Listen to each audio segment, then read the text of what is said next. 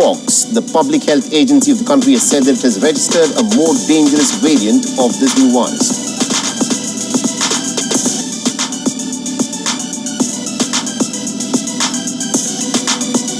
The Republican presidential running mate J.D. Vance has said that he will debate the Democrat vice president. The Republican presidential running mate J.D. Vance has said that he will debate the Democrat vice to accept another debate on the 18th of September. Presidential nominee Tim Walz on the 1st of October.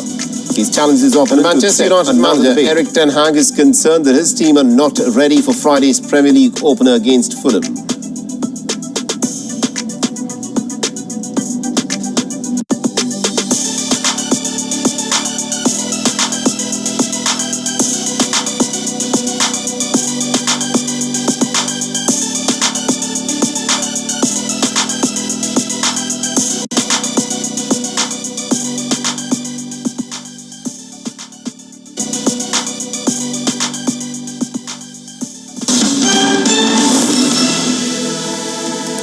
Alright, so let's start this broadcast with some breaking input that just come in, where Washington is reportedly on high alert. Let's start this broadcast with some American intelligence just now suggesting that Iran Washington is unleash a sudden strike on the state of Israel with no American intelligence now suggesting while the exact timing, the nature could unleash a sudden strike on the state of Israel remains shrouded in uncertainty. While the U.S. officials are concerned about the imminent Iranian reprisals, the White House remains shrouded in uncertainty. While the U.S. Kirby has acknowledged a dearth of officials are concerned about the imminent regarding the timing of White House National Security Council spokesperson John of an Iranian reprisal is yet emphasized about the looming threat of a swift, unforeseen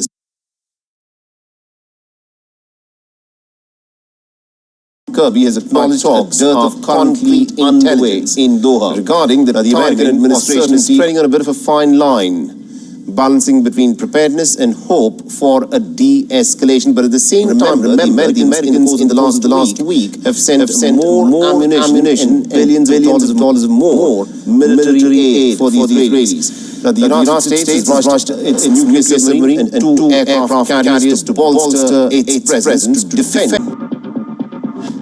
Amid a looming threat of a catastrophic regional Iran's Supreme Leader Ayatollah Ali Khamenei against compromise, invoking divine wrath while vowing to avenge the killing of Hamas chief Ismail Haniyeh on Iranian soil. This fiery rhetoric, explosive with Israel's intensified bombing campaign in Gaza. Israel has ramped up its military operations in Gaza. Explosive the Israeli Defense Forces claim to have struck over 30 Hamas targets. Its military operations in Gaza resumed in Doha. The Israeli Defense Forces claim to have struck over 30 Hamas targets. Remains dire as ceasefire with the death toll exceeding 40,000, as reported by Hamas. The humanitarian situation in Gaza remains dire. Israeli forces have particularly intensified their assaults reported by Hamas city of Health Ministry. Israeli forces have particularly intensified their assaults in the southern city.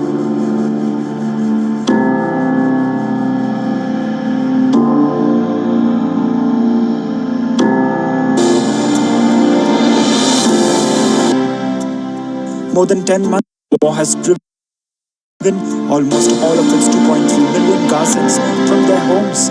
Now there is a desperate desire. The war has driven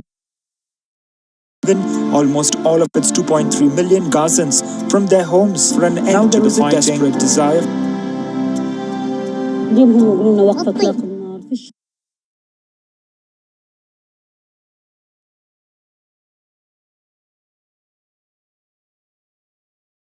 There are martyrs. They are cut into pieces. What would I say? We hope that a solution is found, the war stops, and that people go back to their homes, even on the rubble. Stability is the most important thing. We hope that a solution is found, the war stops, and that people go back to their homes, even on the rubble. Stability is the most important thing.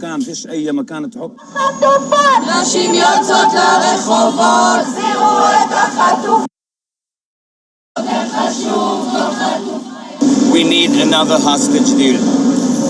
hostages get released via a hostage deal and not while fire is ensuing. We need a ceasefire In to get Israel, them all back. hostages' relatives We are cannot also trust anxious. the Israeli government anymore. It has been torpedoing any effort to get a deal for the past 10 the Israeli months. leadership to clinch a deal in Doha. Hamas, while not directly participating in the current ceasefire discussions, is expected to be consulted by mediators following the initial talks.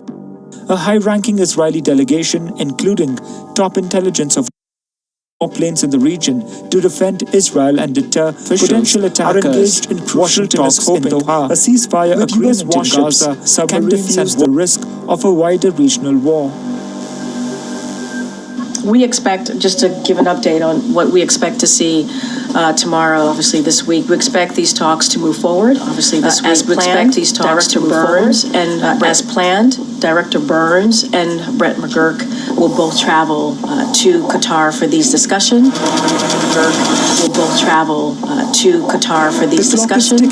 The success or failure of Doha talks could determine whether West Asia steps back from the brink of an all-out war or plunges into an abyss of conflict with global repercussions. Bureau Report, WION, World is One.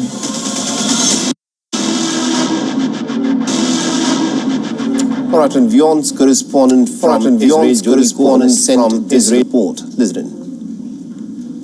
Thursday is an important day, according to the White House, with talks being hosted for a potential hostage truce deal. The Biden administration believes that an agreement would be the best way to prevent a potential escalation deal. The Biden administration believes that an agreement would be the best way to prevent regional escalation, calling for a deal in Israel on Thursday. However, Hamas is not attending the talks, and while there have been protests calling for a deal in Israel on Thursday, calling it CPR for a dying Hamas spokesperson saying that releasing murderers from prison would resuscitate Hamas, and calling it CPR for a dying Hamas, and saying that releasing murderers from prison would resuscitate Hamas, and suggesting that the hostages released in the first phase of the deal could be dead hostages released in the first phase of the deal could be prioritizing children, women, the sick, they must be living, prioritizing children, women, the sick, and the elderly. Iran has indicated that if an agreement is not reached, this is Jody Cohen for WION, World is Israel. This is Jody Cohen for WION, India is once again gripped by furious thousands of women seething with anger and heartbreak. Furious thousands of women seething with anger and heartbreak. Yet another demanding justice for taking place. Yet another march called Reclaim the Night was organized in Kolkata and was attended by Reclaim the Night was organized in Kolkata and was attended to get a sense of the anger and also the cry. What's the next port? To get a sense of the anger and also.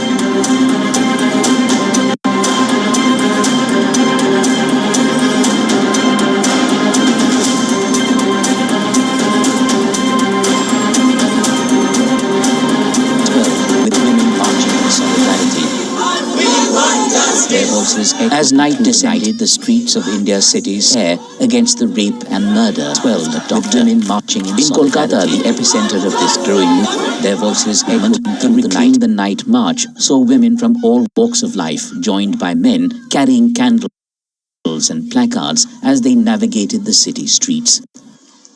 As the candles flickered, their flames seemed to burn with the collective fury of the nation, with the tired of relentless violence against its with the relentless violence. The timing of the Kolkata march coinciding with India's Independence Day celebrations. The timing of the Kolkata march coinciding with India's Independence Day celebrations. We have come here to demand justice because even I have a daughter. I'm scared to see her anywhere. If she's working during the night, she should not go anywhere and should instead stay at home. I am scared. Not know what might happen to her. I am scared to send my daughter to study. The savage rape and murder of a 31-year-old doctor in Kolkata has ignited a nationwide wave of protest as women refuse to be silenced any longer. Similar protests were held across the country. Similar protests were held at Kar Medical College, where the heinous crime occurred. A group of men stormed the premises, clashing with police and vandalizing Kar Medical College, where the heinous crime occurred. A group of men tear gas filled the air as law enforcement personnel struggled to control the chaos, highlighting the deepening unrest. The people who vandalized RG Kar Hospital yesterday and created this ruckus are not connected to the student movement of RG Kar Medical College. They are outsiders. Prime Minister Narendra Modi called for severe punishment during his Independence Day speech. हमारी माताओं बहनों बेटियों के प्रति जो अत्याचार हो रहे हैं उसके प्रति देश का आक्रोश है जन सामान्य का आक्रोश है आक्रोश को मैं जन सामान्य का आक्रोश है आक्रोश को मैं महसूस कर रहा हूं समाज को हमारी राज्य सरकारों को समाज को गंभीरता से लेना होगा हमारी राज्य सरकारों को गंभीरता से लेना होगा अपराधों की महिलाओं के विरुद्ध जल्द से जल्द जांच हो अपराधों की जल्द से जल्द जांच हो राक्षसी कृत्य करने वालों को जल्द से जल्द कृत्य करने वालों को वो समाज में विश्वास पैदा करने के लिए जल्द से जल्द कड़ी सजा हो। This latest atrocity has drawn chilling parallels to the 2012 Delhi bus gang rape, a crime that shocked the world and sparked widespread protests. Yet despite promises, they're demanding it, and they will not stop until their changes. Bloodshed continues. The women of In India connection are no with the longer asked murder to and the rape case of lady doctor, CBI has questioned several persons, including some doctors and some officials of this hospital. CBI has also recorded the statement of the deceased with camera person Deep Mondo. With camera person Deep Mondo. This is Priyali Mitra. For the world is one. The world is one. Welcome back. Now, Israel is all set to launch Earth observation satellite EOS into orbit on board its newly developed small satellite launch vehicle, India's Sriharikota. This is Israel's third launch mission of the year 2024. While Israel's PSLV and GSLV rockets take 30 to 45 days to assemble, the SSLV, believe it or not, can be assembled in less than a span of a week. So as the name suggests, the SSLV is meant to launch small satellites, those that weigh less than 500 kilograms around the Earth. The ISRO designed and developed small satellite launch vehicle to enable rapid and low-cost launches of satellites by Indian government and also those of clients unlike other ISRO rockets. The SSLV is powered by solid fuel, makes very easy to build and launch at short notice. So the small satellite launch vehicle and its flight in August 2022. However, that mission failed. ISRO learned a lesson from the failure and sprung back with the success during the second launch in February 2023. The latest mission, we will be flying the ISRO-built observation satellite EOS-8, which weighs about 175 kilograms. Beyond's principal correspondent Siddharth MP tells us more. The Indian Space Agency ISRO is all set for the launch of EOS-08 and Earth imaging satellite, which will be launched SSLV D3 rocket, 120-ton rocket. The countdown for this mission is expected at 2:47 a.m., which is wee hours Friday India time. This will be a 6.5 hour countdown going 9:17 a.m. on Friday India time. So at the end of that countdown, the SSLV D3 120-ton rocket carrying 175 kg satellite EOS-08 will be blasting off from the first launch pad of Space Center in Sriharikota. This will be a mission that will last close to 15 minutes. So rocket will be lofting the satellite into an orbit 475 kilometers above the Earth. EOS-08 is built by ISRO. It carries 3 payloads, one for imaging the Earth, one for studying Earth's topography and geology, including ice caps and landmarks. And of course, finally, there's an ultraviolet dosimeter meant to meet the ultraviolet radiation that happens in space. So this will be crucial for India's Gaganyaan manned astronaut mission. Also keep in mind that this is the third and final developmental flight of the SSLV rocket.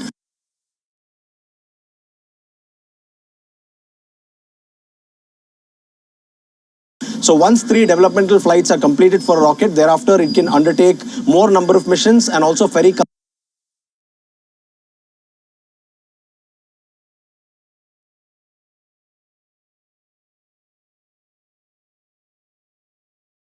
So once 3 developmental flights are completed for a rocket, thereafter it can undertake more number of missions and also ferry.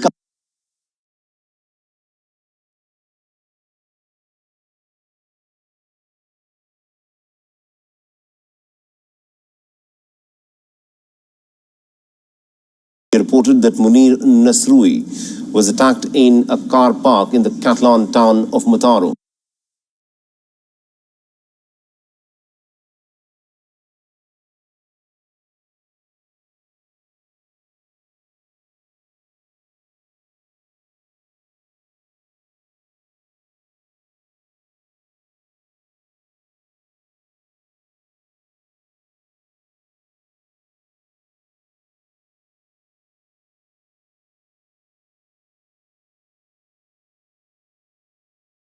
I just built this bunker, and these two people who have never met each other are going to attempt to live down here for the next 100 days. Take your blindfolds off. Hugo, this is Rain. Rain, this is Hugo. Nice to meet you. This is our first time ever meeting. And this is the nuclear bunker they will call home. Everything you would need to live for the next 100 days is in this bunker.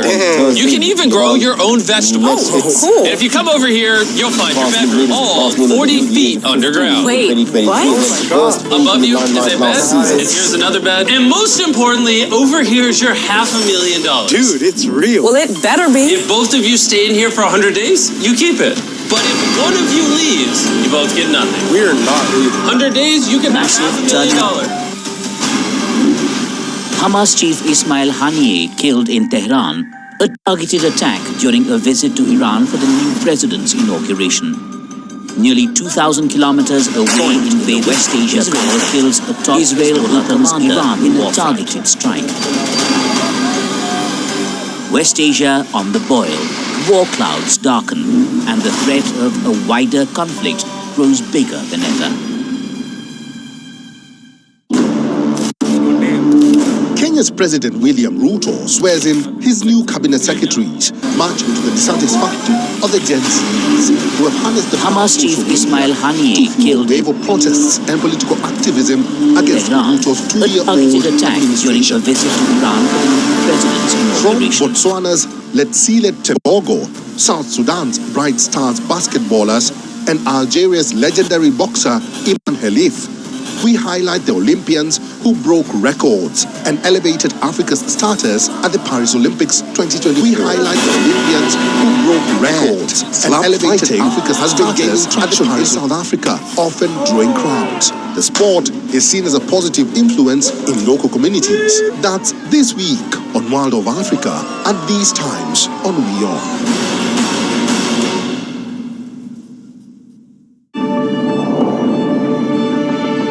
The Earth is sending distress signals. Wildfires, 2024. drought, and melting glaciers. Fighting has been gaining. Can we reverse the damage? Explore the harrowing effects of climate change. It's a wake-up call. Global emergency. Climate Tracker on WION World is One.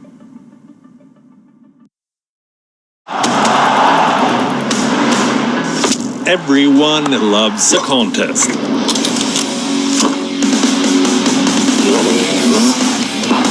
But sport isn't just about victory and defeat.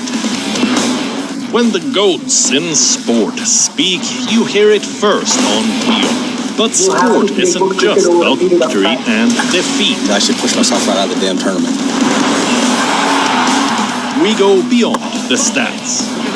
Our stories are quoted the world over. At WION, sport is part of our DNA. Come, join us on this journey. Weekdays 6:30 p.m. IST, 1 p.m. GMT.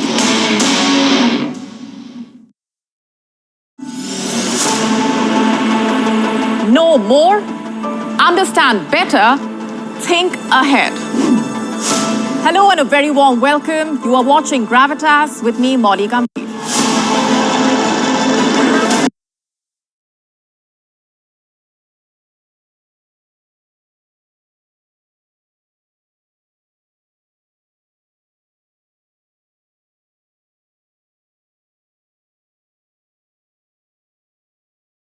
Over. At WION, sport is part of our DNA. Come. Get the facts, not the bombast.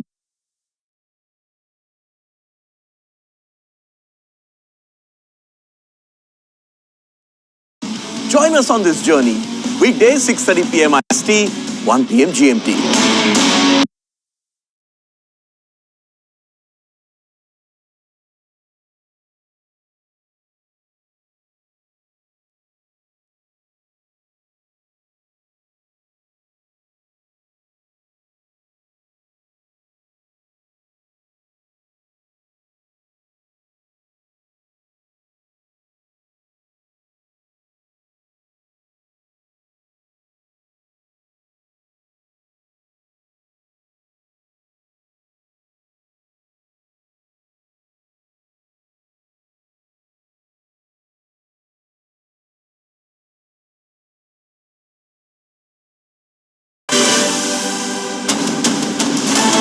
Weekdays, 9 p.m. IST, 3:30 p.m.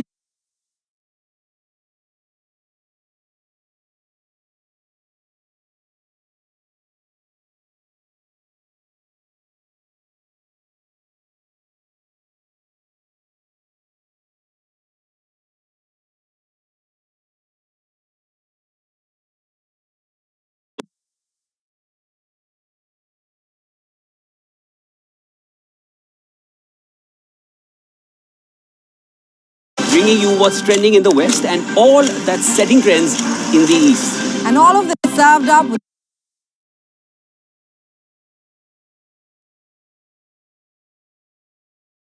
the side of insightful banter. We don't just bring you the latest stories. We bring you your talking points for the day.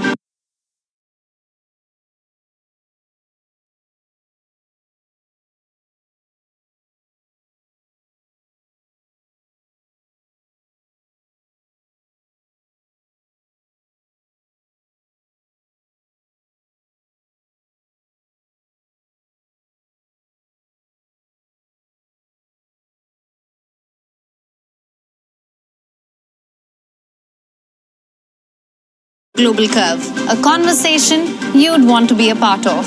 A place where news becomes an engaging.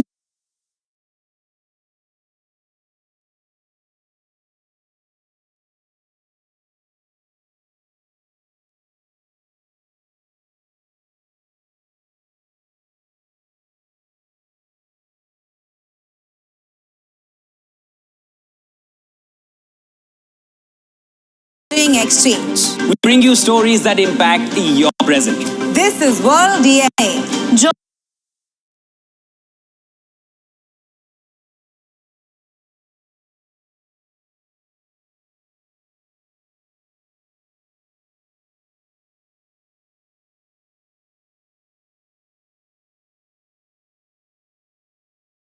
Join the conversation.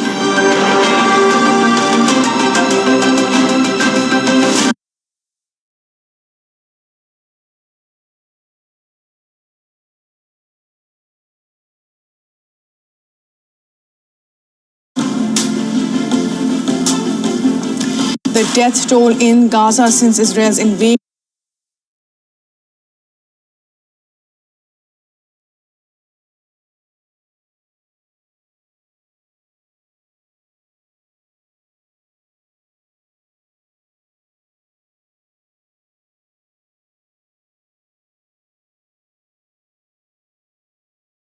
Has stopped 40,000, says the health ministry of the Hamas-run government. The IDF releases fresh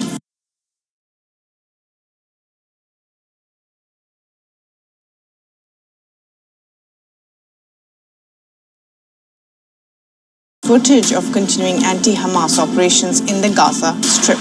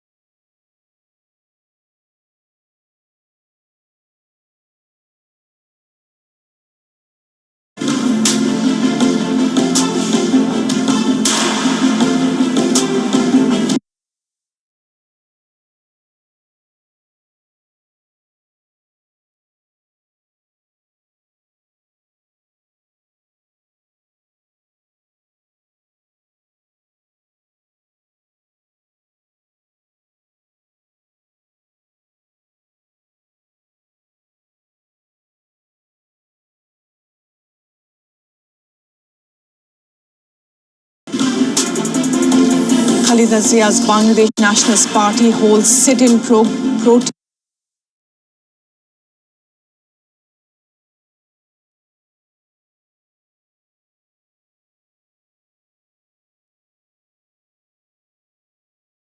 Across the country demands arrest and trial of the ousted Bangladesh Prime Minister Sheikh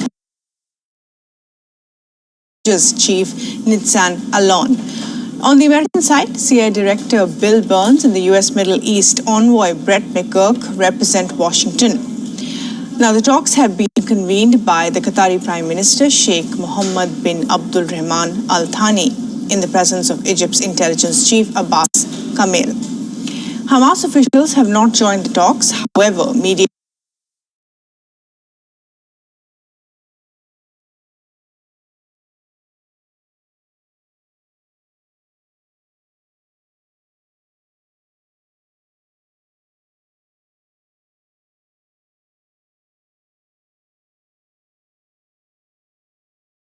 mediators have planned to consult with Hamas's Doha-based negotiating team after the meeting.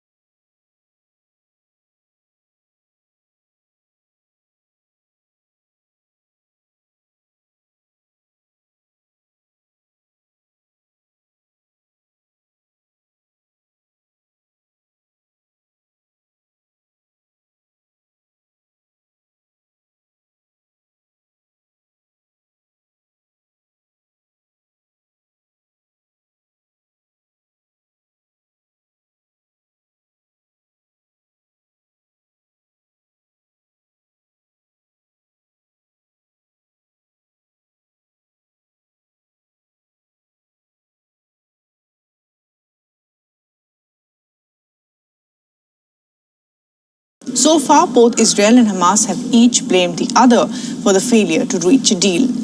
But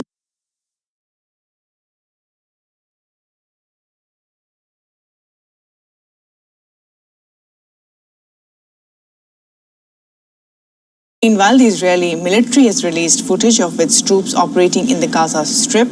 In Rafah, it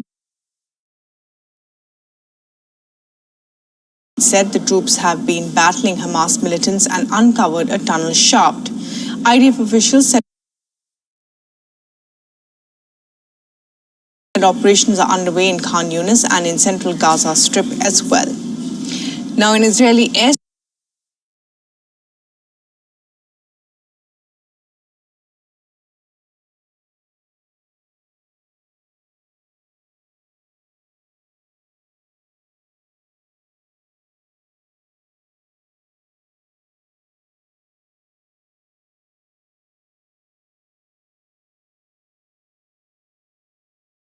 for Palestinians in Khan Yunis following recent rocket attacks. The announcement called for Palestinians following the alerts that were activated during the night in the western Galilee region. On Wednesday, Hezbollah announced the deaths of 2 of its fighters in Israeli strikes in Lebanon's south. With tensions between Hezbollah and Israel escalating, hospitals in Lebanon have been built up and prepared medical supplies and capacity, with their facilities being divided into red, green, and grey zones to receive casualties.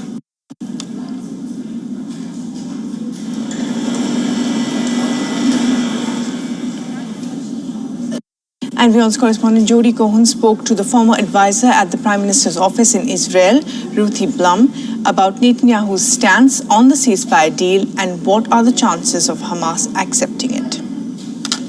I'm with Ruthie Bloom, a columnist and podcast host at JNS and a former advisor at the Prime Minister's office. Ruthie, we've seen a lot of criticism of Prime Minister Netanyahu, both within Israel and outside of Israel, with his demands for the negotiations. Do you see him agreeing to a deal? Well, I see him agreeing to a potential deal, but nothing that is being discussed now. The conditions that he has set, they're already very generous, but there's no question that Hamas has rejected them, and that's why I don't see there being a deal, certainly not right now, even though they're negotiating in Doha. So some people are saying that this could be the last of opportunity that we'll see for a deal between Hamas and Israel. Do you see both sides coming to an agreement and compromising? Absolutely not, and I see no window. The idea that somehow there's a window open and it's closing is ridiculous, and that is just a propaganda from the White House and from Egypt and from Qatar. So, there's no window. Hamas hasn't agreed to anything except remaining in power. It hasn't even agreed to tell us how many hostages are alive. Right, Jody also spoke with some of the residents of Tel Aviv about the importance of the peace talks and the hostage deal going through. Are you optimistic that a deal will be reached between Hamas and Israel? I am a little bit optimistic, but I have to be hopeful because they have to come home.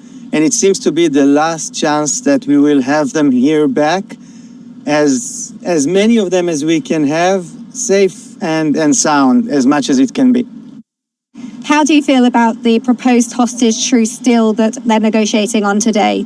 There's pros and cons to everything, so I'm not quite sure.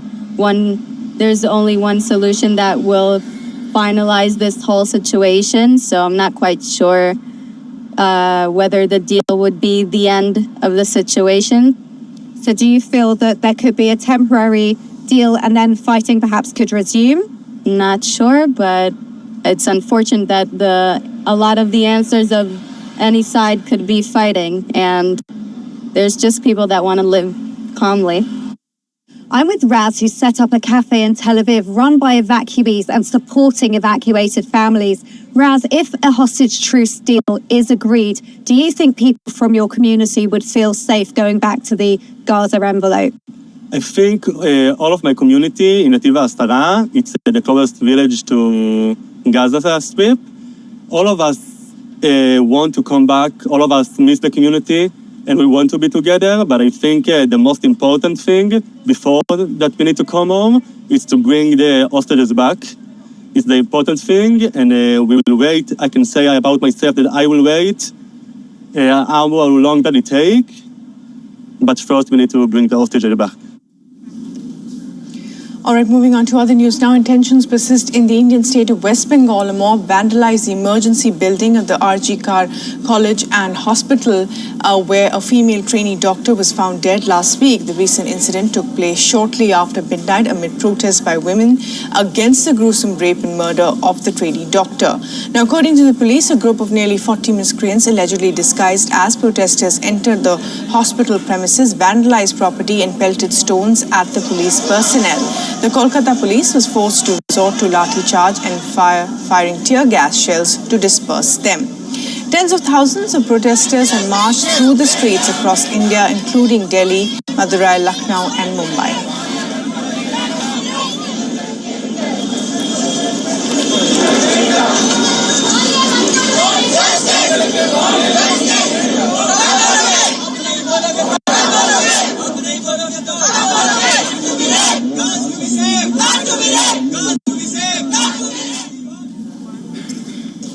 The Kolkata Police Commissioner Vineet Goyal came down heavily at the media over the incident, alleging that it was a result of its wrong and malicious campaign against the police. Defending the police, Goyal said that the officers had done everything under their command, including arresting Sanjoy Roy, the main accused.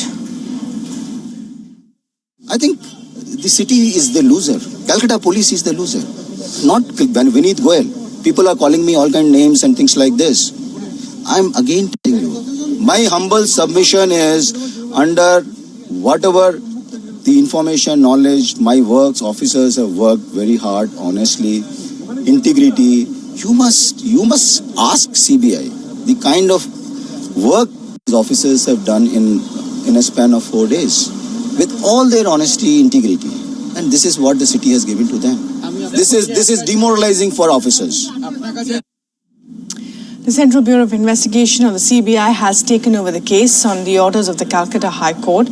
A team of the CBI, along with that of the Forensic Science Lab, or the FSL, flew to Kolkata yesterday and began its investigation at the RG Kar Medical College and Hospital. Services at the state-run hospital continue to be suspended as the Resident Doctors Association disassociated themselves from the decision of the Federation of Resident Doctors Association to call off the nationwide strike. Ford's announcement came after it received assurances from the Health Ministry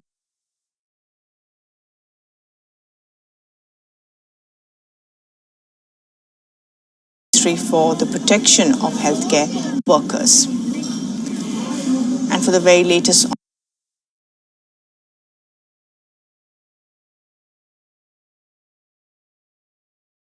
on this, our correspondent P.R. Mitra sent us this ground report from the KG Car.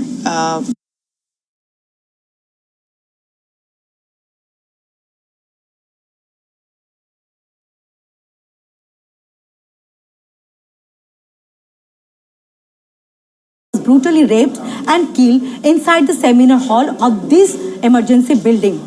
Since then, students and the doctor of this hospital staging protest with the slogan of "No justice, no duty." We have witnessed another horrific moment. You can see the vandalism that has been done by some hooligans. This is the storeroom of medicines, emergency medicines.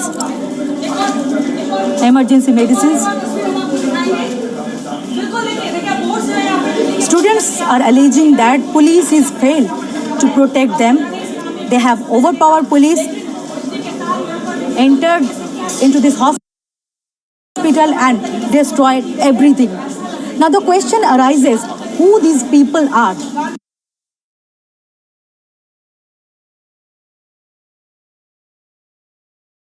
Ensure. With camera person Deep, this is Kiyali Mitra for The World is One. Soldiers of the Indian Army stationed at the control in northern Kashmir are securing the border at an altitude of 12,500 feet. Their unwavering vigilance is crucial in preventing any terror activity. Our correspondent Idris Sloan brings you this report on the preparedness of the Indian troops at the LOC. Take a look.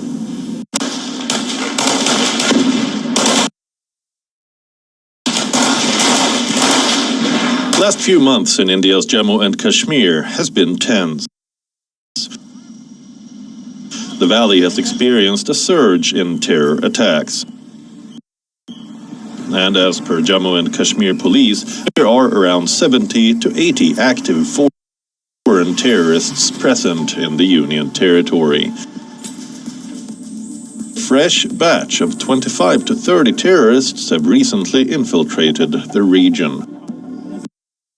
This pass is the only route which connects Tangdar Bowl to the hinterland. So of late, this route is being used for the smuggling of arms, ammunition, and narcotics. But we have certain types of mechanism at this place. Just like we have a boroscope and endoscope, we have scanning machines, we have sniffer dog over here. So all the passengers who are moving from either from Tangdar towards Chokiwal, from Chokiwal towards Tangdar, they are scanned properly here and they cannot move while carrying any warlike stores or any narcotic from this side. These infiltrators have found refuge in the region's dense forest and steep mountains. And to make sure that there are no successful infiltrations at the line of control and international border, security forces are developing new strategies and training to combat any threat. There is a sequence of training which a soldier undergoes before coming to this location. As you can see, we are standing at the training ground, which is very closer to the LC, where the soldier can easily get trained also. And if need be, he can go to his post also. Keeping all the things in mind, we have made this real time or the real world scenario for our soldiers, so that in case they face any danger from the enemy side or they face any operation or any situation in future, so they are able to whatever they have trained for, they can recollect and apply that in that operation. We're right now at the line of control where the Indian Army soldiers who are deployed in the steep mountain ranges are trained in these ranges. Taken to these places, as you can see, where we are standing right now, they are getting trained here. They're shooting towards a target, and this is how generally a cordon and search operation in the higher reaches, very close to the line of control.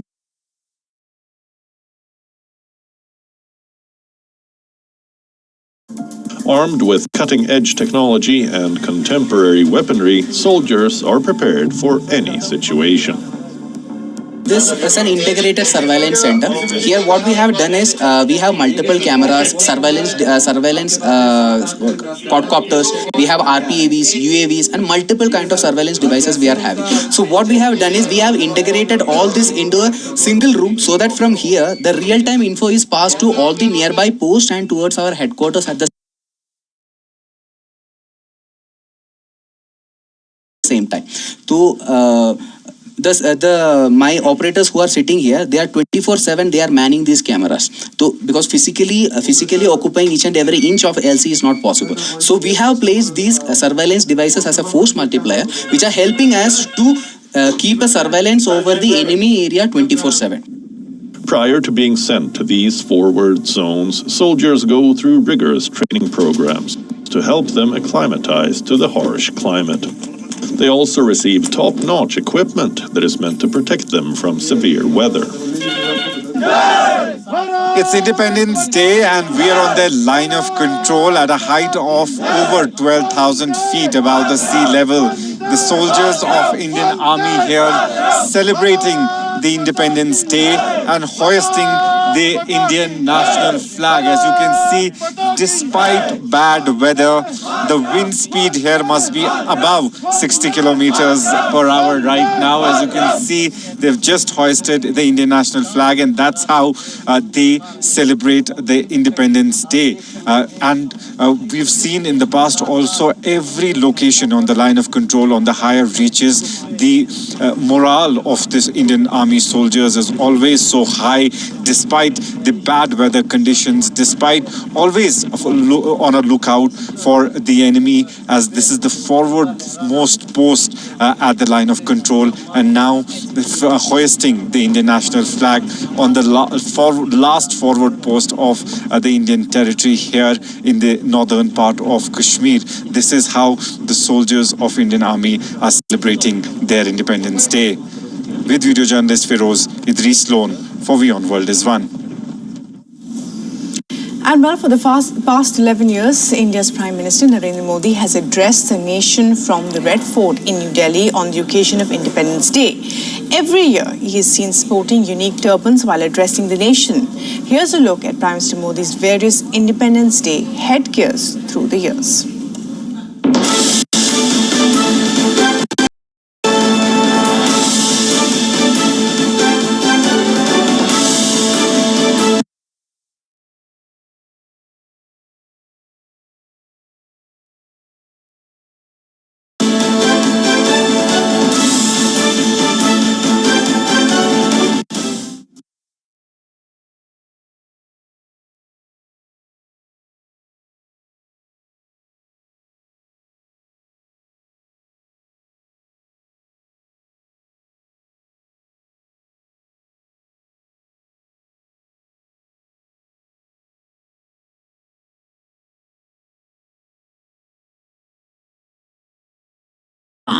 A targeted attack during a visit to Iran for the new president's inauguration.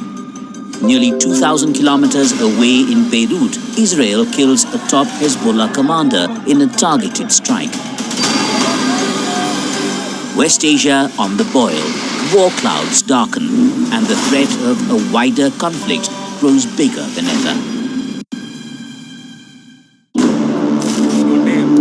Kenya's President William Ruto swears in his new cabinet secretaries, much to the dissatisfaction of the Gen Zs, who have harnessed the power of social media to fuel wave of protests and political activism against Ruto's 2-year-old administration. From Let's see Tebogo, South Sudan's Bright Stars basketballers, and Algeria's legendary boxer Iman Khalif. We highlight the Olympians who broke records and elevated Africa's status at the Paris Olympics 2024. And slap fighting has been gaining traction in South Africa, often drawing crowds. The sport is seen as a positive influence in local communities. That's this week on World of Africa at these times on WION.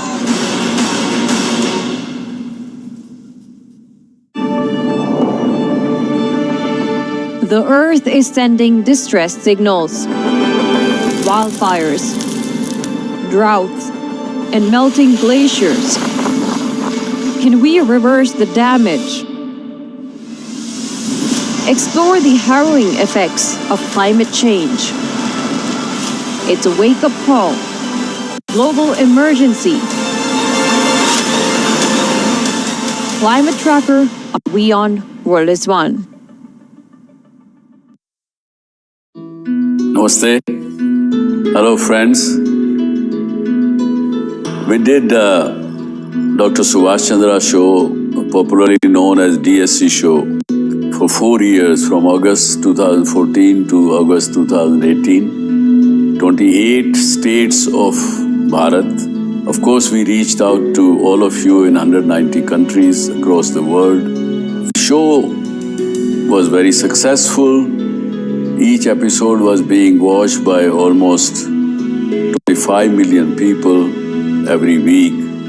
For past 6 years, the demand of the show has never died down. People write to us, people ask for the show to restart again. Hence, we are beginning the show once again on All Z Network, also on WION, which is the global network channel from India. Again, thank you for your love and affection.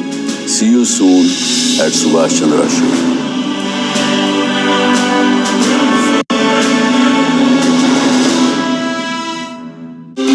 To bring the benefits of the Subhash Chandra Show to your educational institution, teachers and students, send an invitation to Juhi Jha at yoursarthi@such.org.in.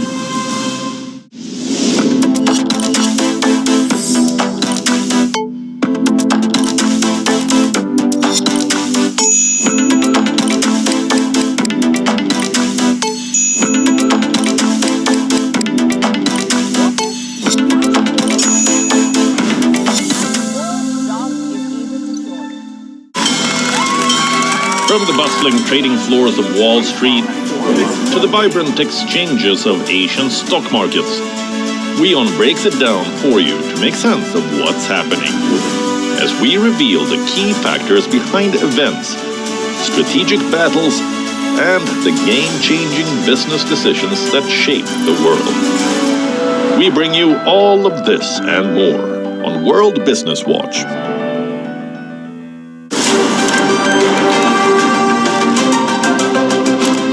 Ready to dive into your daily dose of news?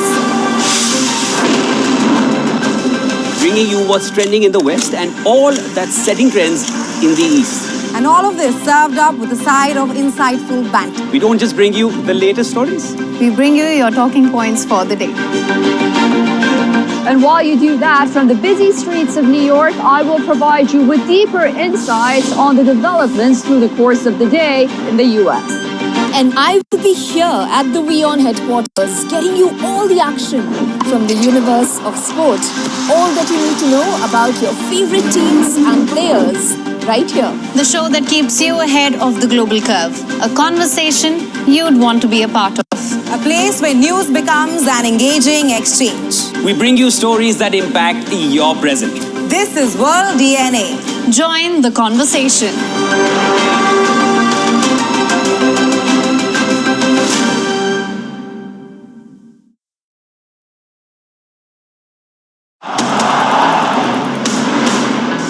Everyone loves a contest.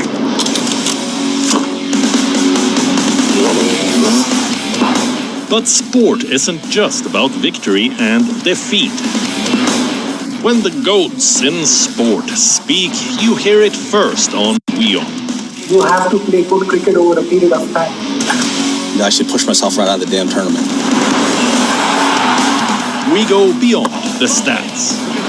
Our stories are quoted the world over. At WION, sport is part of our DNA. Come, join us on this journey. Weekdays 6:30 p.m. IST, 1 p.m. GMT.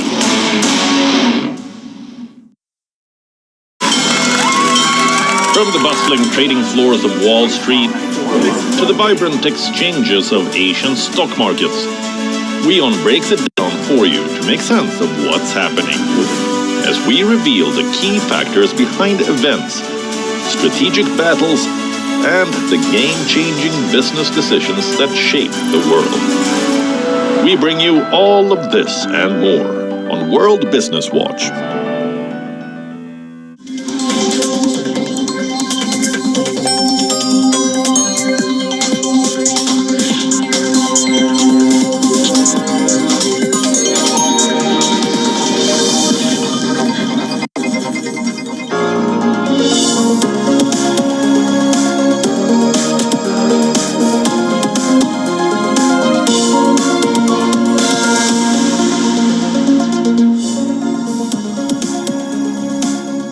Hello and welcome. You're watching WION World is One. My name is Mohammed Saleh, and let's start this broadcast by taking a quick look at what is making headlines at this hour.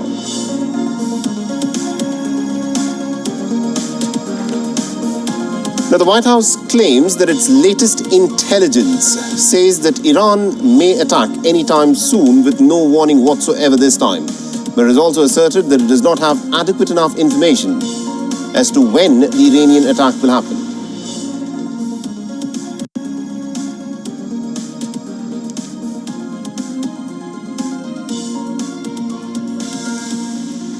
The Israeli military claims to have killed 17,000 Palestinian fighters in the Gaza Strip since the war broke out last year. The Gaza Health Ministry says that the death toll in the occupied Palestinian territory has crossed the 40,000 mark in this relentless campaign of bombings by the Israelis.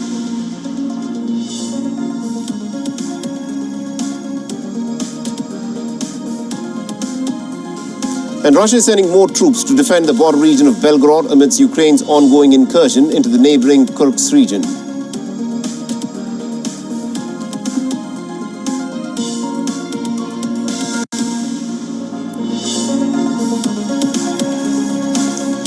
The interim government in Dhaka has called back 7 of Bangladesh's ambassadors who were on contractual postings overseas. And amongst those being called back are envoys to the United States, Russia, Germany, Japan, and the United Arab Emirates.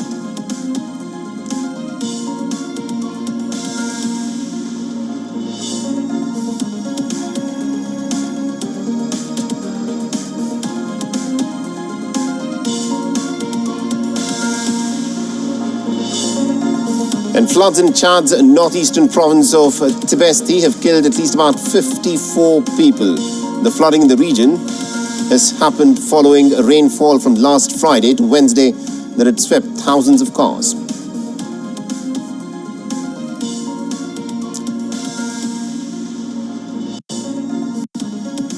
The former American President Donald Trump has voted early in the Florida Republican primary, but Trump's participation in early voting offers a bit of a stark contrast to some of his previous criticism of the practice.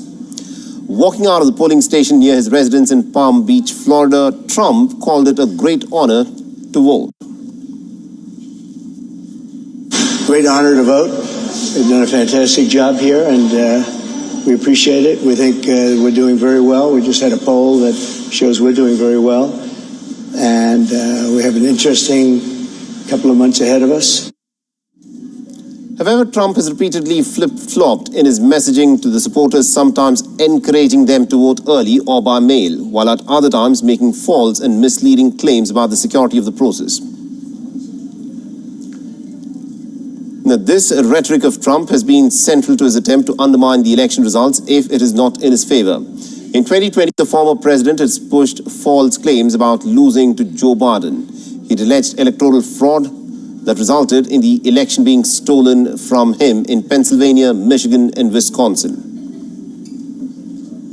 The election was rigged and stolen, and now our country is being destroyed. I ran twice, I won twice, and did much better the second time than I did the first. Getting millions more votes in 2020 than I got in 2016, and likewise, getting more votes than any sitting president in the history of our country by far. However, no widespread vote-by-mail fraud has ever been found despite the claim. A Washington Post analysis of data collected in 3 vote-by-mail states from 2016 to 2018 shows that instances of double voting and people voting on behalf of the deceased people is just 0.0025% of more than 14.6 million ballots cast. That amounts to 372 possible instances of fraud, which is far from what will be required to swing the election. On the other hand, the US Senator Bernie Sanders has issued a stark warning, alleging that Donald Trump is gearing up to deny the 2024 election results by weaving some false narratives. This is what Bernie Sanders claims. The Vermont senator weighed in after Trump falsely claimed that Harris is using artificial intelligence to fake images of thousands of people at her campaign rallies, and that nobody is actually showing up for Kamala Harris's rallies, especially in places like Detroit. Now, Bernie Sanders has issued a statement, and I quote him here: "Clearly and dangerously, what Trump is doing is laying the groundwork for rejecting the election results if he were to lose. If you can convince your supporters that thousands of people who attended a televised rally do not simply exist, it will not be hard to convince them that the election returns in Pennsylvania, Michigan, and elsewhere are fake and fraudulent." Remember, the enthusiasm and the media attention for Kamala Harris in recent weeks has reportedly frustrated Trump. Has been stewing about her crowd sizes online and fantasizing that Biden will somehow attempt to wrest back control of the presidential nomination at next week's Democrat convention in Chicago.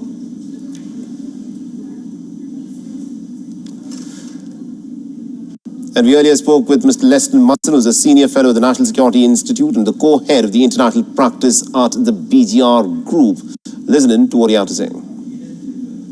Well, I think you've actually found the sweet spot of the issue in American politics right now, where until Kamala Harris became the Democrats' obvious nominee to be president, President Biden was doing very poorly against former President Trump, not only in polling, but polling specifically on economic issues, because the inflation of the last 2 to 3 years have been so impactful on American families that President Biden's rating on economic issues is actually very poor. And you kind of hinted at that in your last numbers there. Kamala Harris, as this new candidate, is not perceived as being tied to those policies that produce the inflation. So what the Trump campaign is trying to do, with very good reason, is to tie her to the record of President Biden on economic issues specifically. Let's now shift our attention to Bangladesh, whereas the former Prime Minister Sheikh Hasina's extradition remains uncertain. There was high drama that unfolded in the streets of Dhaka. Hundreds of student protesters and political activists assaulted suspected supporters of the ousted Prime Minister Sheikh Hasina. A mob wielding bamboo sticks and plastic rods attacked several suspected supporters of Sheikh Hasina. They vowed to quash any kind of rumored rally for the ousted Bangladeshi premier outside of her childhood home. The face-off came on the 49th death anniversary of Hasina's father, the Bangabandhu Sheikh Mujibur Rahman. Remember, Muhammad Yunus-led government cancelled the National Mourning Day observed by the previous government.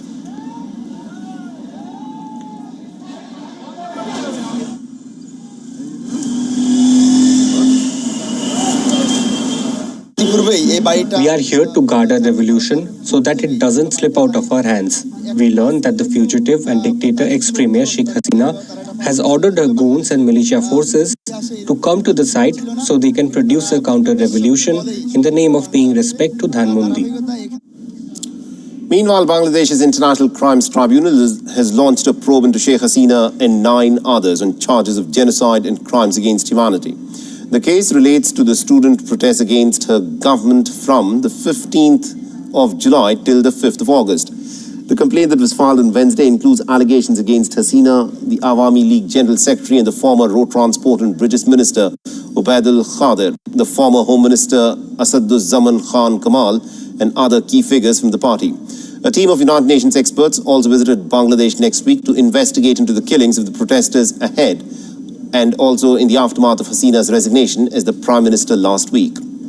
Meanwhile, India's Prime Minister Narendra Modi has expressed concerns over attacks on members of the Hindu community and especially the minorities in Bangladesh, where the Indian Prime Minister Narendra Modi is speaking very strongly for the protection of minorities. Bangladesh में जो कुछ भी हुआ है उसको लेकर पड़ोसी देश के नाते चिंता होना मैं इसको समझ सकता हूं। मैं आशा करता हूं कि वहां पर हालात जल्द ही सामान्य होंगे। खास करके 140 करोड़ देशवासियों की चिंता कि वहां हिंदू, वहां के अल्पसंख्यक, उस समुदाय की सुरक्षा सुनिश्चित हो। Sri Lanka is all set to vote next month. The presidential elections has gathered pace as 39 candidates have filed their nomination to the Election Commission. This election will be Sri Lanka's first major poll since it ran out of foreign reserves, sending its economy into a bit of a free fall and forcing it to default on its foreign debt. සූදානමින් සිටින ආකාරයක් අපට දර්ශන වලින් දකින්නට පුළුවන්. මේ මොහොතේදී අප මුදල් තැන්පත් කළ ලද පාර්ශ්ව කිහිපයක්ම දැනටමත් නාම යෝජනා පත්‍ර භාරදීම සිදු කරනු ලැබුවා. දැන් Now, a total of 39 candidates, including 3 minority Tamils and 2 Buddhist monks, are in the poll fray. However, there is not a single woman candidate amongst the presidential aspirants for the 21st of September elections. So let's take a look at the top 5 contenders for the top job in Sri Lanka. First up, of course, is the incumbent president and the right-wing liberal, Ranil Wickremesinghe, who is contesting as an independent. The 75-year-old lawyer is a 6-time prime minister. He was elected by the parliament in July 2022 to replace Gotabaya Rajapaksa amidst the economic turmoil that Sri Lanka had plunged into. And since taking over, Wickremesinghe has negotiated a $2.9 billion bailout loan from the IMF. He's doubled personal taxes, frozen state employment and cut energy subsidies. He's also vowed to continue the tough measures for a full economic recovery. The 57-year-old opposition leader Sajith Premadasa, a former ally of Wickremesinghe turned nemesis, is also in the poll fray. He's the son of the long-serving Prime Minister and President Ranasinghe Premadasa. He was the deputy leader of the UNP with Wickremesinghe. He had formed the SJP party after a split in 2020. Namal Rajapaksa, the 38-year-old son of the powerful Rajapaksa family, is a last-minute entrant who has dimmed Wickremesinghe's prospects. Many consider Namal's entry as a bit of a dress rehearsal for the 2029 elections. Another key contestant is Anura Kumara Dissanayaka. He is the leader of the National People's Power Party. The 55-year-old is also committed to the IMF bailout program negotiated by Wickremesinghe, but he opposes privatization. The 73-year-old former General Sarath Fonseca is contesting for the top job as well. He shares the credit for crushing Tamil rebels in a no-holds-barred war that ended in 2009. As many as 22 million Sri Lankans will choose their 10th president for a 5-year term next month. The official campaign will begin after the election panel approves the candidates, with Wickremesinghe has been approved for the presidential race by the poll panel. He'll hold his first rally in the historic city of Anuradhapura this Saturday. I have stabilized the economy. I have increased production. So they have food to eat. They have fuel to travel around. But it's not over yet. Life can be hard for some people. We have to stabilize the economy.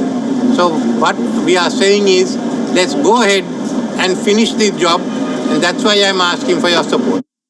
In the coming weeks, the candidates are expected to announce their poll manifestos. Their key focus will be to chart Sri Lanka's way out of its financial crisis. Other key election issues will be to curb corruption and to improve living standards.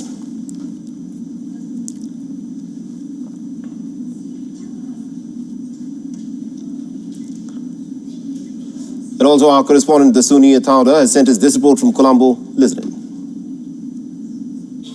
39 candidates are all set to contest in Sri Lanka's all-important presidential election. elections, which will take place on the 21st of September.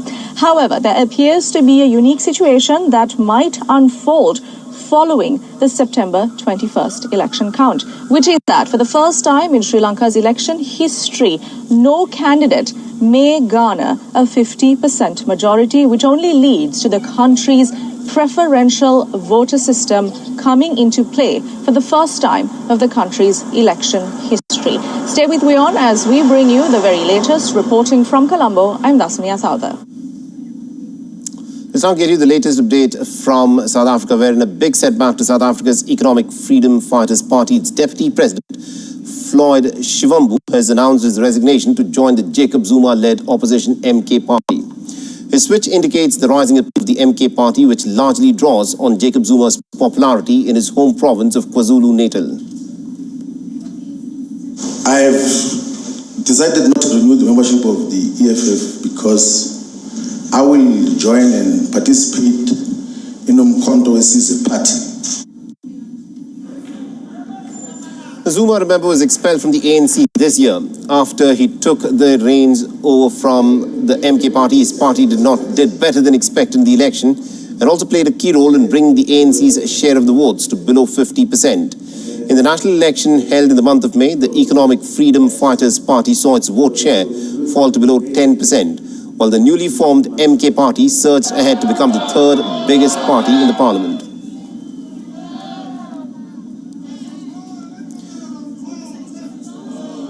Now, currently, the EFF and the MK party are both part of a leftist opposition alliance formed after the election to counter the coalition government led by the African National Congress and the Democratic Alliance.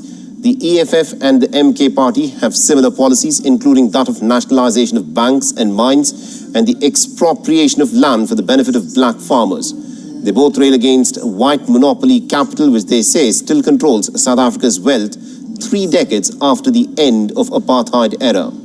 Now, Shivambu's departure is a blow to the Marxist EFF headed by Julius Malema. Malema was once a big supporter of Jacob Zuma when he was in the ANC party. This is a testing moment. The organization that has lived beyond 10 years has never been through this testing moment. The EFF will have to pass this test or it will have to die. And our correspondent Calden Ongmo has been tracking the story very closely for us and has sent us this report from Johannesburg. Listen in. South Africans had been predicting the cracks within the Economic Freedom Fighters, which is the EFF, for months. Popularly known as the Red Berets, the party have reportedly been rocked by challenges following the recent elections in May. The party was dealt a blow with the formation of Jacob Zuma-led Umkhonto Wesizwe Party, pushing the EFF to the fourth most popular party in the country. There has reportedly been tensions between EFF President Julius Malema and Deputy President Floyd Shivambu, even though both have dismissed this claim. Malema and Shivambu have also said they are like blood brothers. Now, all this drama comes as both the men are embroiled in corruption controversy. Last month, the former chairperson of the Vendor Building Society Mutual Bank implicated Malema and Shivambu in dodgy dealings in connection with the looting of 16.1 million rand from the struggling bank. This is Calden Ongmo from Polokwane, Limpopo. For WION, World is One. Now, the Japanese Prime Minister Fumio Kishida has decided to step down from September's party leadership race. This also means that he'll no longer be the country's Prime Minister, but what is he leaving behind will be hard to pick. Fumio Kishida reached after a series of scandals. His party, the LDP, started the year with 4 cabinet ministers and several junior ministers quitting amidst allegations that they were all pocketing millions of dollars in party funds. Simultaneously, the cost of living shot up and people simply were not happy. So the next Prime Minister will enter with his hands full with issues like inflation, volatile financial markets and a worsening security environment. While all of this is domestic, internationally, Tokyo's most important ally, the Washington, D.C., will see a new president. While announcing the decision to step down, Fumio Kishida said that his party needs change. He's hoping a new face at the top can help with the crisis, but experts say that the new leader isn't going to do things any differently. Kishida has had his diplomatic wins, but they simply are not enough. He's going to leave office with one of the lowest approval ratings ever. Reports say the LDP's election committee is due to meet on the 20th of August. It'll bring a new phase, but the question, of course, is this: till when? Japan, of course, goes to polls in a span of a year.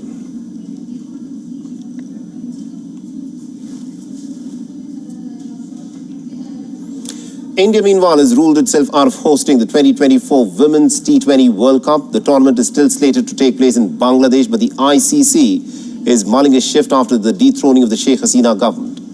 An ICC official earlier said this week that the situation in Bangladesh is being monitored closely and all options are being kept open. The new interim government of Bangladesh, which is headed by Muhammad Yunus, still wants to host the Women's T20 World Cup, which is scheduled to take place in October this year. However, travel advisories have been issued to a number of participating nations, which adds to the challenge of the tournament being held in Bangladesh. The ICC approached the Indian Cricket Board on this matter, and this was the BCCI Secretary Jay Shah's response. Shah told the Times of India, and I quote, "I have categorically said no. We are in the monsoon season, and on top of that, we'll be hosting the Women's One Day International World Cup next year. I don't want to give any kind of signal that I want to hold consecutive World Cups in the country." The BCCI's refusal means that Sri Lanka and the United Arab Emirates are the only other viable options for the tournament.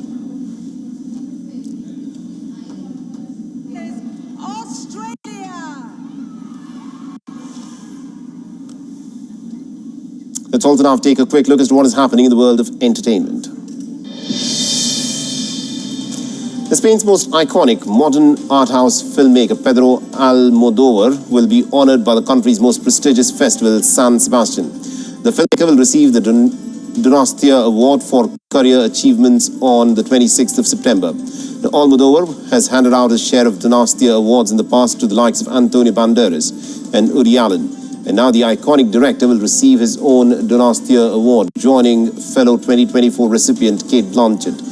In addition to receiving the award, Almodóvar will present his latest film, The Room Next Door, which will play as a Donostia Award screening after world premiering at Venice on the 2nd of September.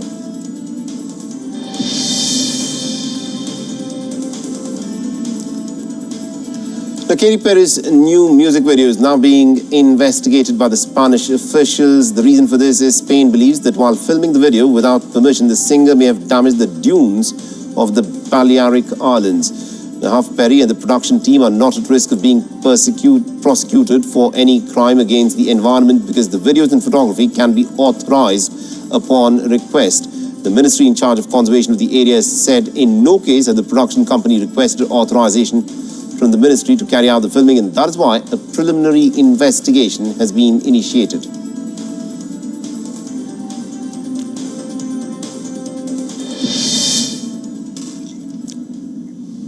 Now, India, of course, is celebrating its Independence Day today. From Jammu and Kashmir to Kerala, people across the country, of course, came together to mark 75 years of glorious freedom.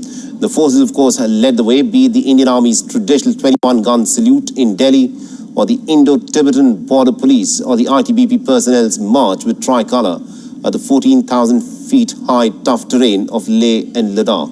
We'll leave you with these images. Thanks for watching.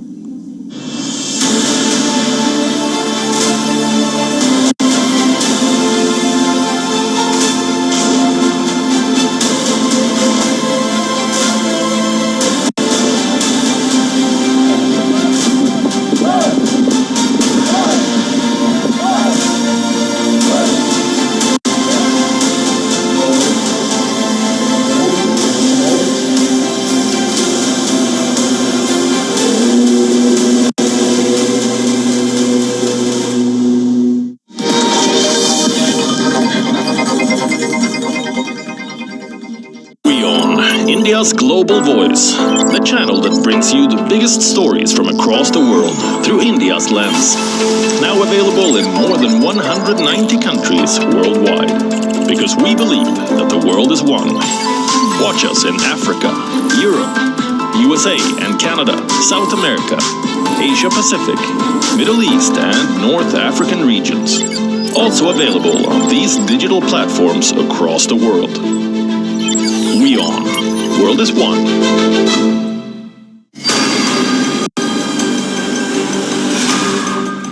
Massive turning point in the West Asia conflict. Israel opens Iran war front.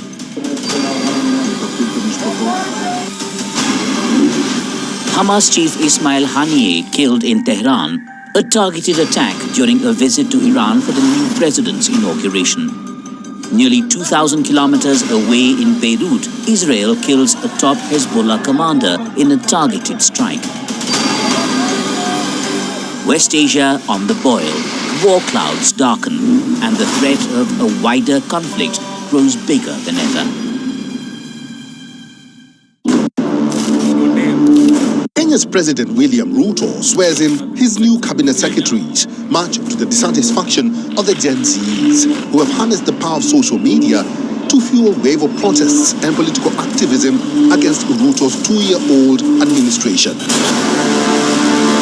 From Botswana's Letsile Tebogo, South Sudan's Bright Stars basketballers, and Algeria's legendary boxer Iman Khelif, we highlight the Olympians who broke records and elevated Africa's status at the Paralympics 2024.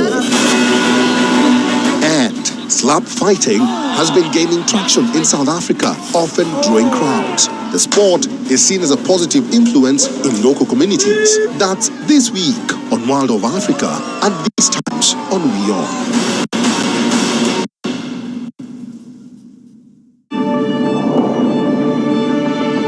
The Earth is sending distress signals. Wildfires, droughts, and melting glaciers. Can we reverse the damage? Explore the harrowing effects of climate change. It's a wake-up call. Global emergency. Climate Tracker on WION World is One.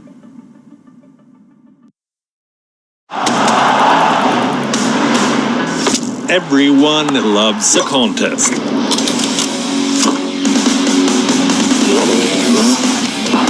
But sport isn't just about victory and defeat.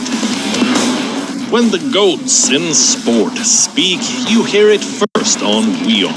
You have to play good cricket over a period of time. I should push myself right out of the damn tournament. We go beyond the stats. Our stories are quoted the world over. At WION, sport is part of our DNA. Come, join us on this journey. Weekdays 6:30 p.m. IST, 1 p.m. GMT.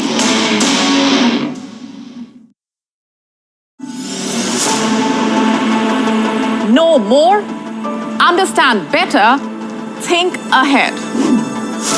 Hello and a very warm welcome. You are watching Gravitas with me, Molly Gambhir.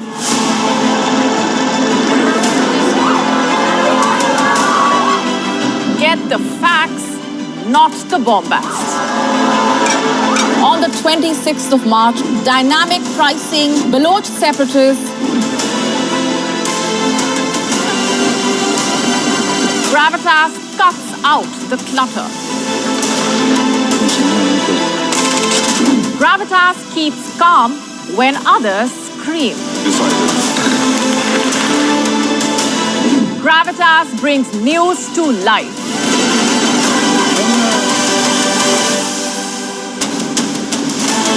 Weekdays 9 p.m. IST, 3:30 p.m. GMT. Gravitas. Seeing is believing.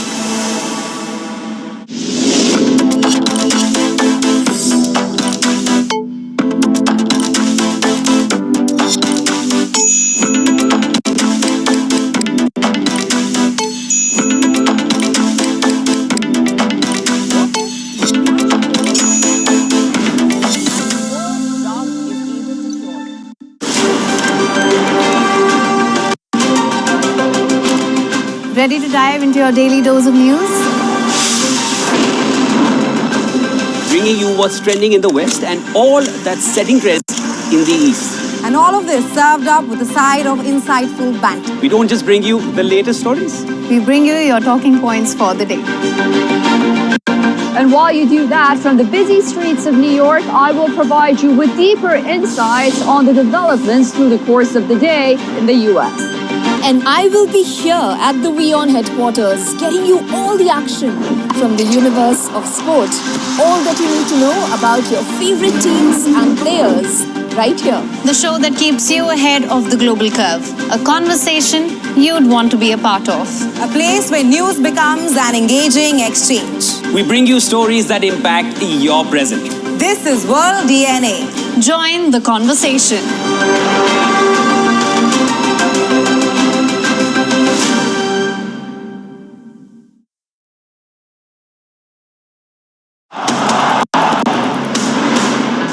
Everyone loves a contest.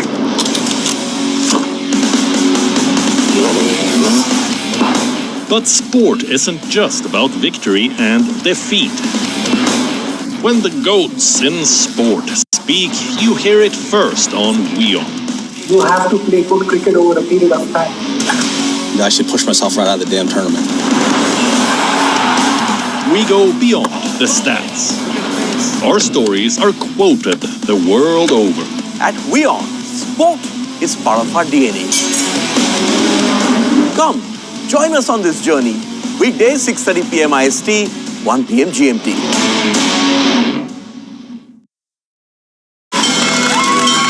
From the bustling trading floors of Wall Street to the vibrant exchanges of Asian stock markets, WION breaks it down for you to make sense of what's happening. As we reveal the key factors behind events, strategic battles, and the game-changing business decisions that shape the world. We bring you all of this and more on World Business Watch.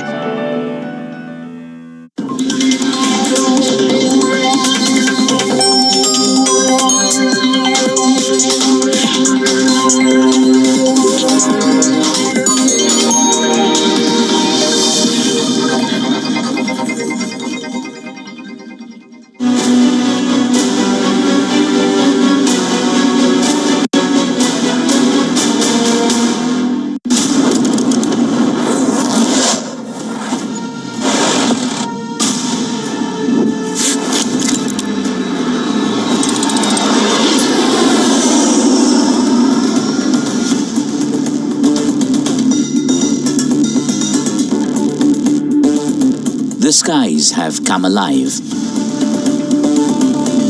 with a vibrant display of multiple fighter jets crisscrossing the vast expanse. This is Tarang Shakti 2024, India's largest multinational air exercise.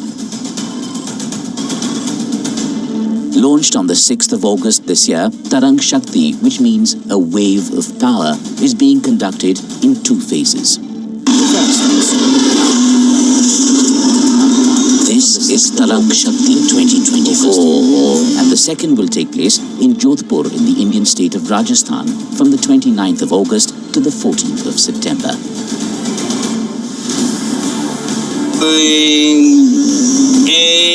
4 European countries, Germany, France, Spain, and the United Kingdom, participated with their fighter and transporter aircraft.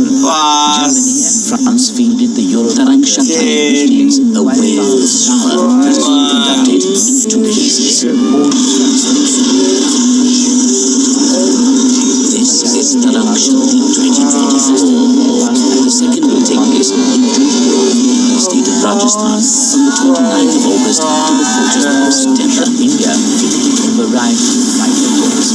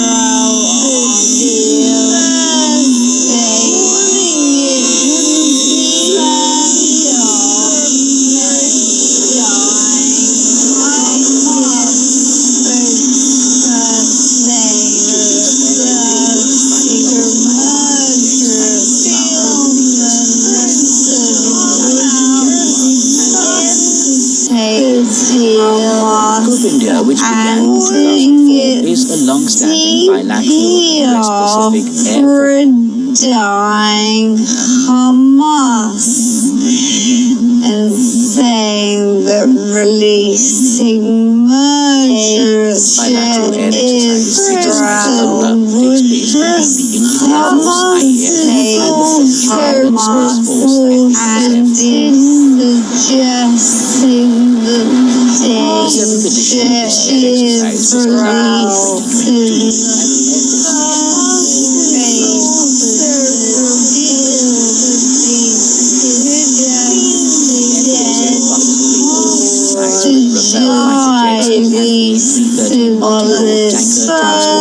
2022. While the IAF